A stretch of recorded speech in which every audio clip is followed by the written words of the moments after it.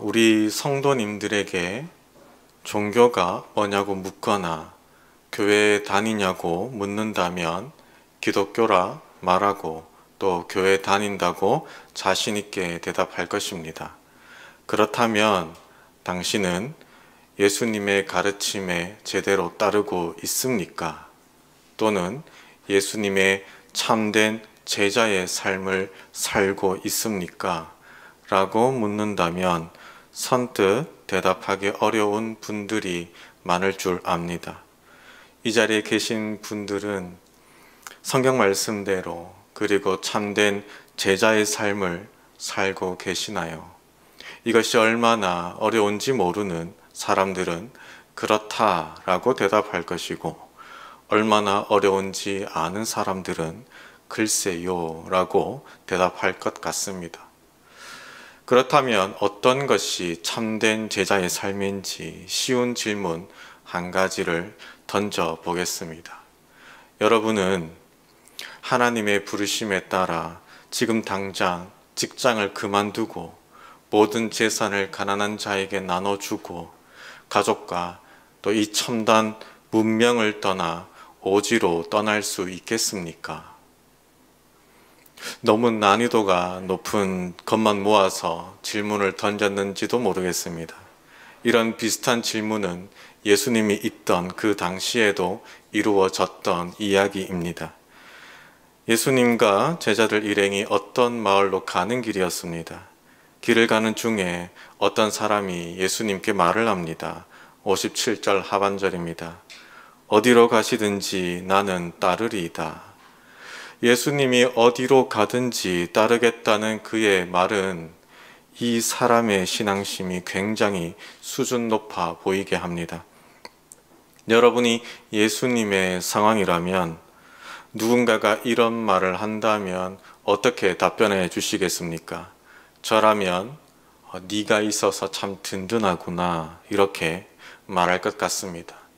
나 좋다고 따라온다는 사람에게 칭찬을 하지 어떤 말을 하겠습니까? 또 실제로도 든든할 것 같습니다. 연예인들이나 스포츠 스타들이 괜히 사람들에게 사인을 해주거나 사진을 같이 찍어주는 게 아니잖아요. 인기를 먹고 살기 때문이죠. 예수님의 상황이라면 조금이라도 팬들이 더 많은 게 좋지 않겠습니까? 이 사람은 단순히 군중에 휘말려서 이런 말을 한 것이 아닐 겁니다. 예수님의 말씀을 들었고 예수님이 하시는 기적도 보았을 수도 있습니다. 누가복음 9장의 오병이어의 기적이나 귀신을 내쫓는 등의 기적이 있습니다. 그러나 다른 예수님을 따르는 군중들처럼 그도 예수님을 뒤따랐을 것입니다. 마태복음 8장 19절에는 이 사람을 서기관이라고 소개하고 있습니다. 서기관이라 하면 율법을 필사하거나 연구해서 가르치는 사람들입니다. 예수님을 따르겠다는 어떤 사람은 서기관으로서 학식이 뛰어났을 것이고 그만큼 예수님의 놀라운 말씀에 감탄하며 따랐을지도 모릅니다. 사회적으로도 신분이 높은 서기관이 예수님 자신을 따른다면 좋은 말로 대답해 줄 만도 한데 예수님은 이렇게 대답하십니다. 58절을 볼까요? 여우도 굴이 있고 공중에 새도 집이 있으되 인자는 머리 둘 곳이 없도다. 그 당시에 근동 지방에서 여러 동물들 중에서 상대적으로 쉽게 볼 수 있는 야생 동물이 여우와 새였다고 합니다. 야생 동물인 여우와 새가 마냥 떠돌 것만 같은데 여우도 자기 집이 있고 새도 자기 집이 있다는 겁니다. 그런데 인자는, 즉 예수님은 안락한 보금자리가 없다고 말씀하고 있습니다. 예수님의 이 말씀은 본문 말씀보다 바로 앞에 말씀 9절을 읽으면 이해가 쉽습니다. 예수님은 십자가에 달리실 날이 다가오자 예루살렘으로 가고자 하셨습니다. 그 길을 갈 때에 사마리아인들이 사는 마을 하나를 지나야 했습니다.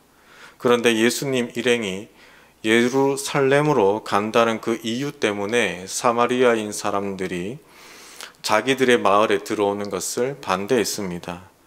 예수님은 지금 일부러 죽으시기 위해서 가는 길입니다. 고난은 예루살렘에 들어가서 군인들에게 잡히고 난 뒤에 일어나면 좋겠는데 예루살렘으로 가려고 하는 그 여정부터 삐걱대는 것입니다. 예수님을 따르는 많은 군중들을 보니 예수님께서는 어디든 환대를 받을 것 같지만 사실은 예수님을 싫어하는 사람들도 많이 있습니다. 예수님이 잠을 자고자 했던 곳이 제사장들이나 바리새인들의 집이 아니었음에도 거절당했습니다. 또 예수님은 복음을 전해야 했기 때문에 한 곳에 정착하는 안정적인 생활을 포기할 수밖에 없었습니다. 복음을 위하여 여러 장소를 이동해야 했기에 예수님은 인자는 머리 둘 곳이 없다고 말씀하셨습니다. 단순히 이동 생활을 떠나 예수님이 하는 일은 그리고 자신을 따른다는 것은 권력이나 부와 명예와 아무런 관련이 없음을 말씀하고 있는 것입니다. 오히려 사람들에게 배척당할 수 있는데 그런 삶을 살 수 있겠냐고 실제로 질문하신 것은 아니지만 그 문장의 내용은 서기관에게 물으신 것이었습니다. 첫 번째 사람과의 대화가 끝나고 두 번째 사람과의 대화가 이어집니다. 예수님을 찾아온 첫 번째 사람은 자기 스스로 예수님을 찾아왔습니다. 그러나 두 번째 사람에게는 예수님이 먼저 자신을 따르라고 요청하십니다. 예수님께서 나를 따르라 하시자 59절을 보면 이 사람은 이렇게 대답합니다. 나로 먼저 가서 내 아버지를 장사하게 허락하옵소서. 유대 사회에서 죽은 자에 대한 장례식은 사회의 어떤 관습보다도 우선하였습니다. 율법을 공부하는 것보다 제사를 지내는 것보다 할례를 시행하는 것보다 장례가 더 우선시 되었습니다. 제사장들은 원래 죽은 사람을 만져서는 안 되었습니다. 제사장들은 항상 경건해야 했기 때문에 죽은 자를 만지는 것은 더럽혀진다고 하나님께서 말씀하셨기 때문입니다. 그러나 예외가 있었습니다. 가족이 죽으면 허락이 되었습니다. 레위기 21장 2절에서 3절 말씀을 보면요. 제사장들에게 하나님께서 말씀하시는 부분인데 그의 어머니나 그의 아버지나 그의 아들이나 그의 딸이나 그의 형제나 출가하지 아니한 처녀인 그의 자매로 말미암아서는 몸을 더럽힐 수 있느니라. 그러니까 제사장이지만 원래는 시체와 접촉해서는 안 되지만 너의 가족 때문에 장례를 해야 된다면 접촉할 수 있다라고 말씀하고 있습니다. 이만큼이나 유대 사회에서는 장례는 우선시 되는 것이었습니다. 그리고 부모가 죽은 경우에 장례의 책임은 특히 가족 중에서 장남에게 있었습니다. 따라서 예수님이 따르라 한 이 사람이 부친의 장례를 지낼 수 있게 보내달라고 한 요청을 거절하는 것은 매우 쉽지 않은 일입니다. 하지만 예수님께서는 60절을 보시면 이렇게 대답합니다. 죽은 자들로 자기의 죽은 자들을 장사하게 하고 너는 가서 하나님의 나라를 전파하라. 예수님의 대답은 우리가 듣기에 너무나 인간적이지 않고 매정한 사람으로 보입니다. 여러분들이 이 두 번째 사람인데 예수님의 대답이 장례를 못한다고 대답하면 어떻게 행동하실 겁니까? 너무한 거 아니야? 진짜 메시아면 저렇게 인간성이 없겠어? 저렇게 인성이 안 된 사람이랑은 나도 같이 못 다니지 라고 할 것 같지 않습니까? 예수님은 왜 저렇게 매정한 대답을 하셨을까요? 이 이야기를 알고 있는 비신자들은 기독교가 사실은 매정한 종교라고 말합니다. 그러나 10계명 중에 5계명은 부모를 공경하라고 말씀하고 있습니다. 또 마태복음 15장 4절 말씀을 보면 예수님께서는 하나님께서 아버지나 어머니를 비방하는 자는 반드시 죽임을 당하리라 이렇게 말씀하셨다고 바리새인과 서기관들에게 훈계하시는 장면이 나옵니다. 즉 예수님께서는 부모님을 공경하는 것에 적극적으로 동의하고 계심을 알 수 있습니다. 그런 예수님께서 오늘 본문에서 이런 매정한 대답을 하시니 놀라울 수밖에 없습니다. 하지만 이랬다 저랬다 하는 예수님이 아니라 일관된 예수님이라면 오늘 이 본문에서 이렇게 말씀하신 이유가 있으시겠죠. 우리는 말씀을 다시 주의 깊게 살펴볼 필요가 있습니다.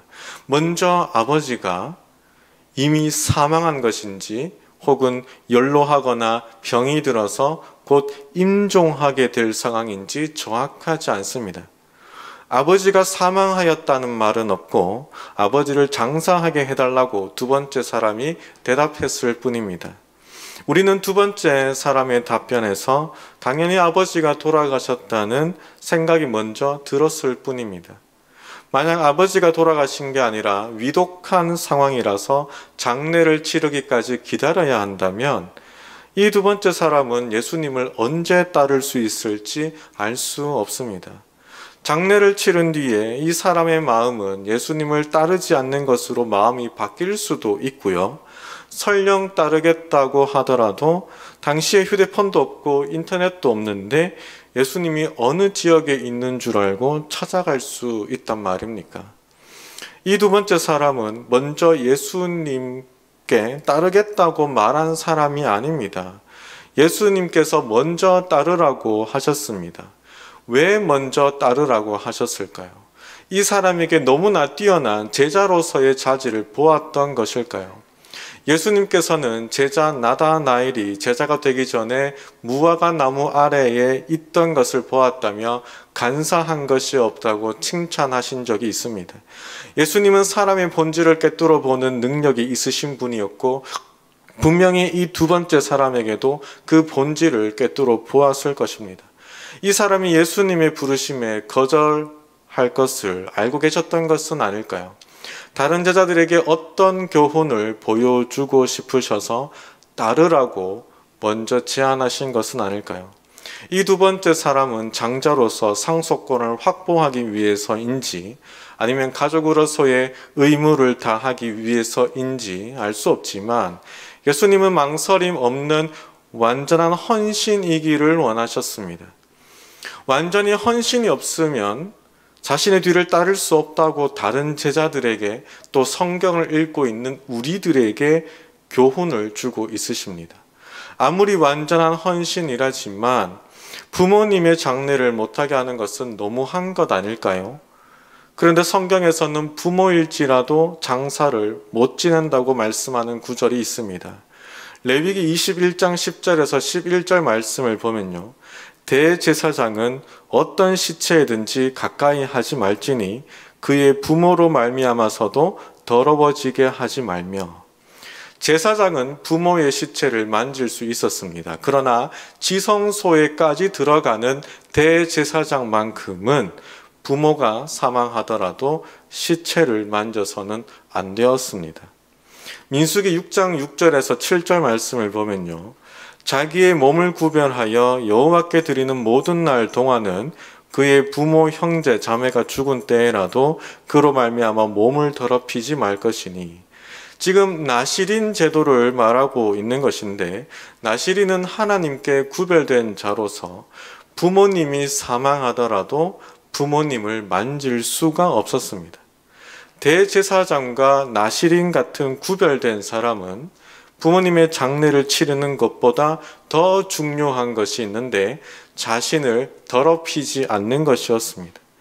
유대 사회가 일반적으로 부모님의 장례를 어떤 것보다 우선시하는 관습이 있지만 그것이 무조건적인 게 아닙니다. 성경은 부모님의 장례보다 더 중요한 것이 있다고 말씀하고 있습니다. 예수님이 장사하는 의무를 부정하는 것이 아니라 더 긴급하고 절박한 의무가 있음을 역설하는 것입니다.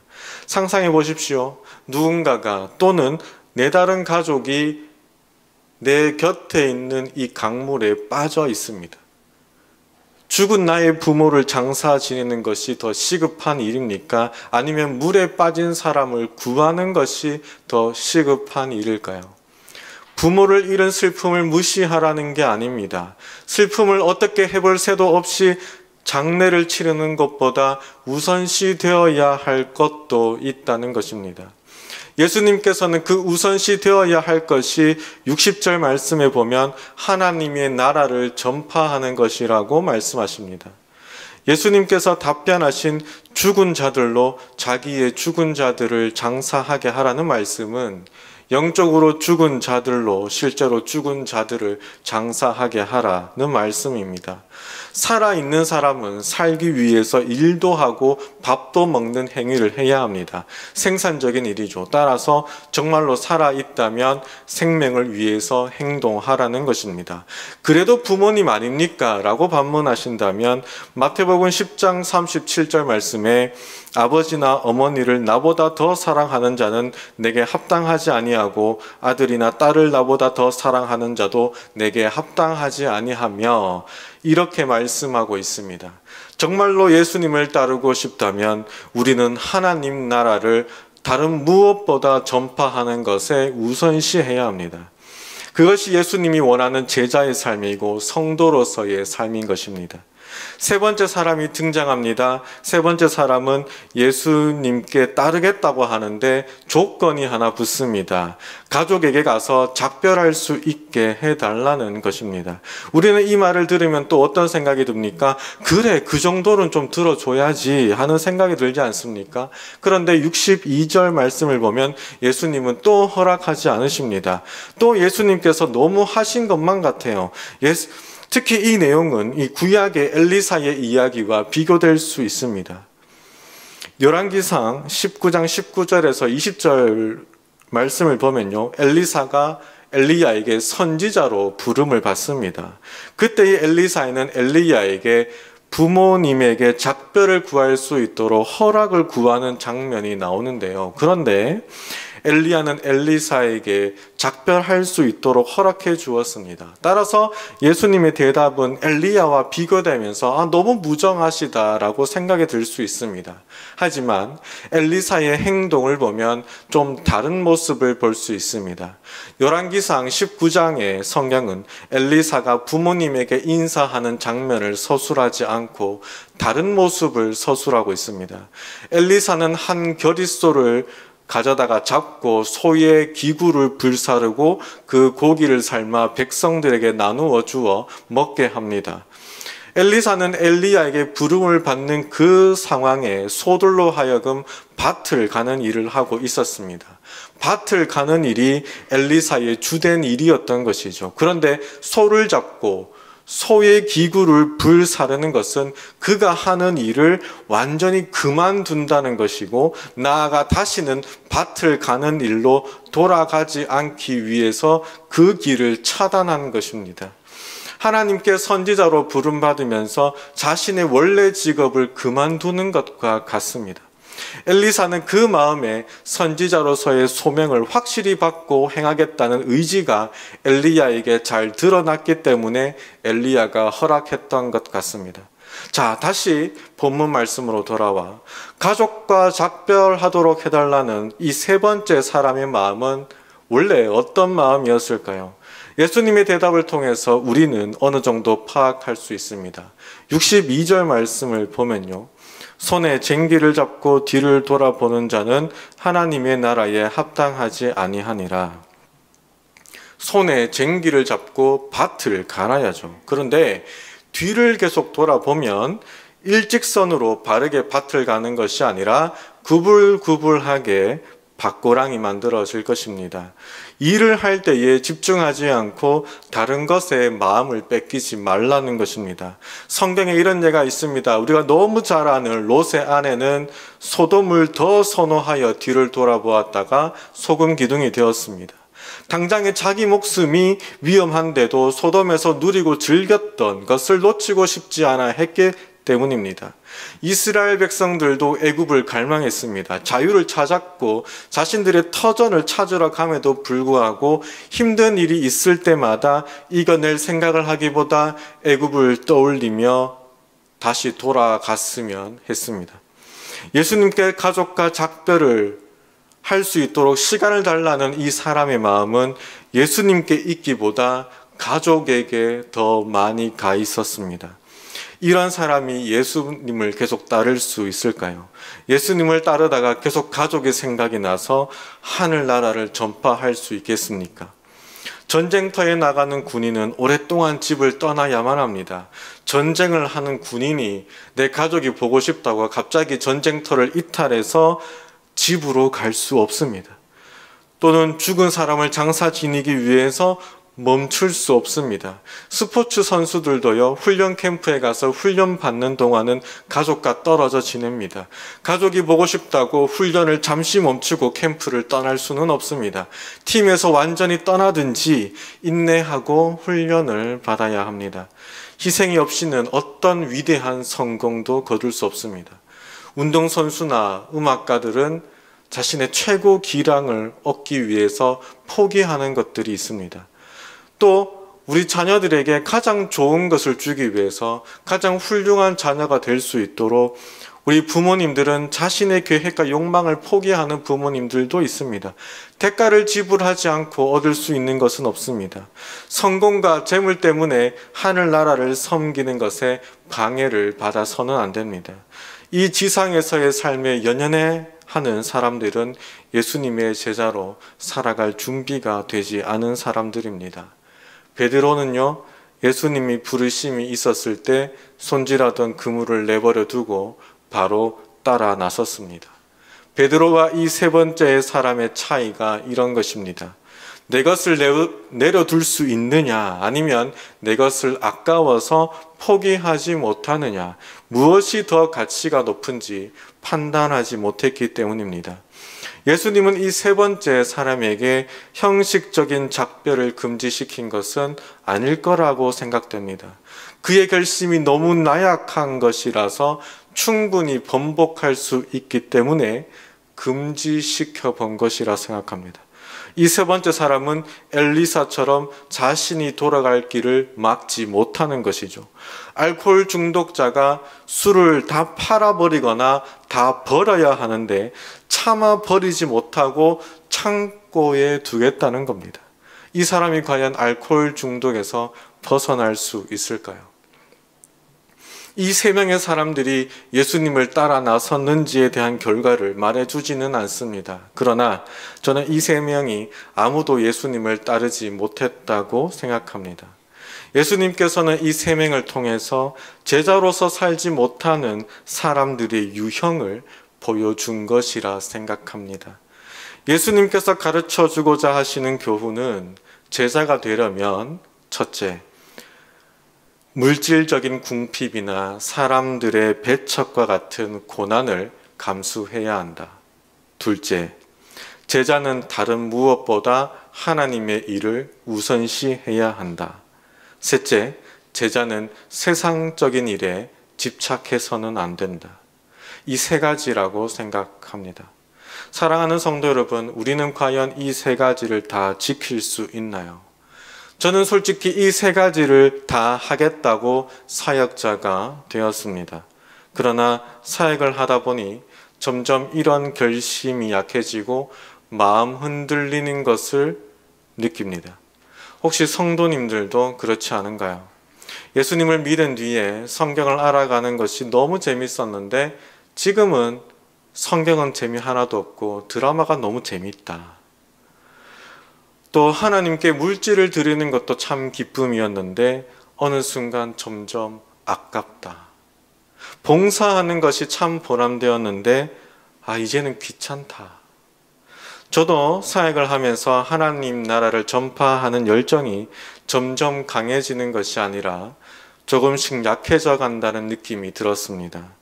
예수님께서 나를 따르라 하시면서 요구하시는 것들, 안정된 생활을 포기하고 또 궁핍과 사람들의 배척을 감당하며 다른 어떤 것보다 하나님 나라의 일에 우선을 두는데 심지어 가족보다 더 우선시해야 하며 다른 어떤 욕심에도 집착하지 말아야 하는 그런 삶을 사는 것이 지금은 왜 이렇게 힘들다고 생각이 드는지 모르겠습니다. 그런데 저는 사역자가 되기로 마음먹었던 처음을 떠올려 보기로 했습니다.